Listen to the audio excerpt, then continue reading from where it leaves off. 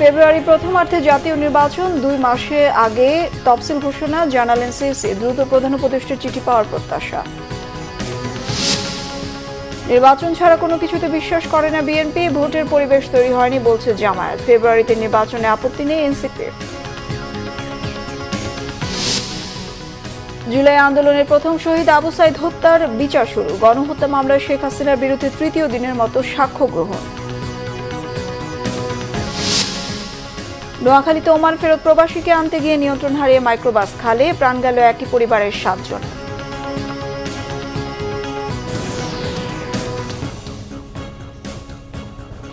Crown cement সংবাদ শিরোনাম দেখছিলেন। ফেব্রুয়ারি প্রথমার্ধে জাতীয় নির্বাচন অনুষ্ঠানের প্রস্তুতি নিচ্ছে নির্বাচন কমিশন। তবে প্রথম সপ্তাহ নাকি শেষ সপ্তাহে সে বিষয়ে সুস্পষ্ট বক্তব্য দেননি প্রধান নির্বাচন কমিশনার এএমএম নাসির উদ্দিন। বুধবার দুপুরে নির্বাচন কমিশন কার্যালয়ের সংবাদ সম্মেলনে তিনি কথা জানান। সিসি বলেন, আগামী নির্বাচনে মানুষের আস্থা ফিরিয়ে আনাই সবচেয়ে বড় চ্যালেঞ্জ। ভোটারদের আস্থা ফিরিয়ে আনতে কাজ করছে সরকার। আইনশৃঙ্খলা পরিস্থিতি আগের চেয়ে তুলনামূলক ভালো দাবি করে তিনি বলেন, বর্তমান আইনশৃঙ্খলা বাহিনী দিয়েই নির্বাচন অনুষ্ঠান করা সম্ভব। এ সময় তিনি বলেন, আগামী জাতীয় নির্বাচনের সবচেয়ে বড় দুশ্চিন্তার বিষয় এআই প্রযুক্তি। নির্বাচনে আওয়ামী লীগ অংশ নিতে পারবে কিনা জানতে চাইলে সাংবাদিকদের সিএসি বলেন, বিচার না হওয়া পর্যন্ত আওয়ামী লীগের নির্বাচনে অংশ নেওয়া স্থগিত থাকবে। নির্বাচনের সময়সূচি ঘোষণার ইঙ্গিত দিয়ে বাংলাদেশকে সাধারণ নির্বাচনের পথে এগিয়ে নিয়ে যাচ্ছে অন্তর্বর্তী সরকার। রাষ্ট্রীয় অতিথি ভবন যমুনায় প্রধান উপদেষ্টা অধ্যাপক ডক্টর মোহাম্মদ ইউনূসের সাথে বিদায়ী সাক্ষাতে নেদারল্যান্ডস দূতাবাসের বিদায়ী মিশন প্রধান আন্দ্রে কার্স্টেন্স এমন কথা বলেন।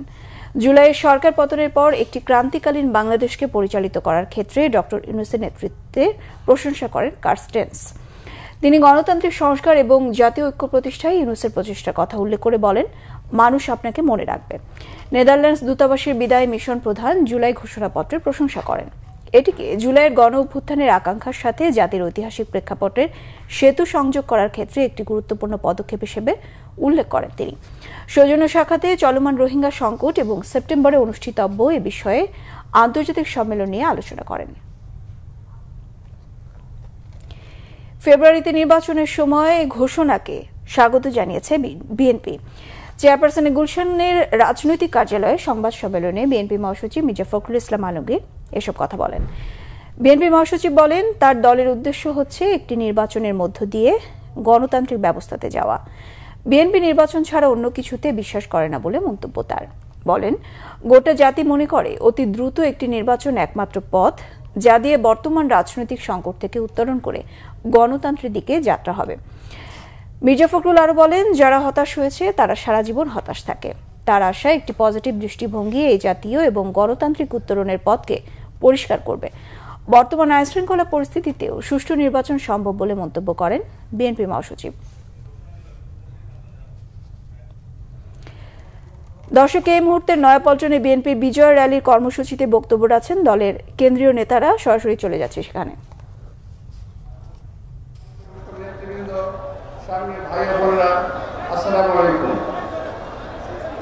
খুব সংক্ষিপ্ত বক্তব্য রাখতে হবে। আমি ব্যর্থ হয়ে ঢুকিয়ে বক্তব্য রাখছি। আমি খুব সংক্ষিপ্ত বক্তব্য রাখবো। আমার মনের যে একটা কথা আমি সেখান করে বলতে চাচ্ছি। আপনারা দেখেছেন কালকে 5 তারিখে একই সঙ্গে দুটি ঘটনা ঘটেছে। একটা হলো জুলাই ঘোষণাপত্র, আরেকটি হলো নির্বাচনের তারিখ ঘোষণা।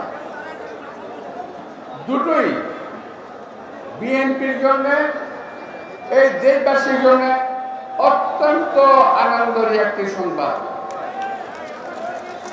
আমাদের 17 বছরের আন্দোলন, 17 বছরের আমাদের নেতা কর্মীদের ত্যাগ প্রতীক্ষা, জেল জুলুম, আত্মাহুতি এবং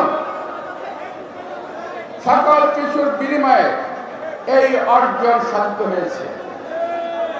একটি ধন্যবাদ যদি না দেওয়া হয় এখান থেকে, এখন আমরা নিজেদেরকে নিজে খাটো করব। সেটা হলো আমাদের নেতা তারেক রহমান সাহেব সুদূর লন্ডন থেকে যেভাবে পুরো দলটিকে পরিচালনা করেছেন, এবং যার ফলশ্রুতিতেই আজকে আমাদের এই বিজয় অর্জন হয়েছে। এই জন্য তাকে আমি আজকে সবার পক্ষ থেকে, দেশবাসীর পক্ষ থেকে, নিজের পক্ষ থেকে আন্তরিক ধন্যবাদ এবং কৃতজ্ঞতা জানাচ্ছি। কালকে ঘোষণার পর আমরা অনেক কিছু ভুলে গেছি, নিজেদের দুঃখের কথা, বেদনার কথা, জেলের কথা, জুলুমের কথা ভুলে গেছি। কিন্তু আমরা যেই সমস্ত ভাইয়েরা বছর আন্দোলন করেছেন, নিখোঁজ হয়েছেন, শাহাদাত বরণ করেছেন, দর্শক, আমরা এতক্ষণ নয়াপল্টনে বিএনপি বিজয় র্যালিতে বিএনপির সিনিয়র নেতা স্থায়ী কমিটির সদস্য মির্জা আব্বাসের বক্তব্য শুনছিলাম। রাজনৈতিক দলগুলোর সাথে আলাপ আলোচনার ঐতিহ্য ভেঙে প্রধান উপদেষ্টা একতরফা নির্বাচনের টাইমলাইন ঘোষণা করেছেন বলে মন্তব্য করেছেন জামায়াতে ইসলামের নায়েবে আমির ডাক্তার সৈয়দ আব্দুল্লাহ মোহাম্মদ তাহের। রাজধানীতে এক সংবাদ সম্মেলনে তিনি বলেন, নির্বাচনের উপযুক্ত পরিবেশ এখনও তৈরি হয়নি। সরকারকে জুলাই সনদের ভিত্তিতে ভোট গ্রহণের দাবি জানান তিনি।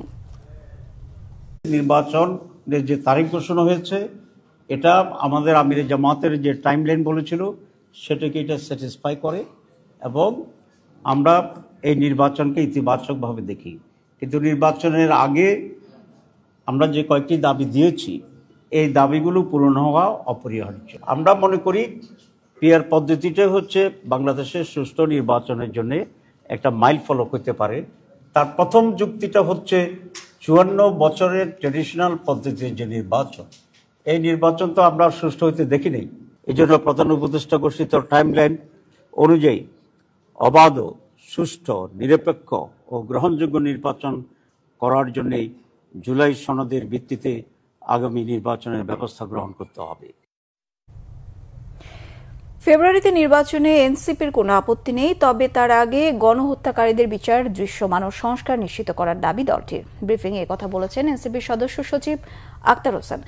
আক্তার হোসেন বলেন, মাঠ পর্যায়ে নিরাপত্তা নিশ্চিত করে লেভেল প্লেইং ফিল্ড নিশ্চিত করতে হবে।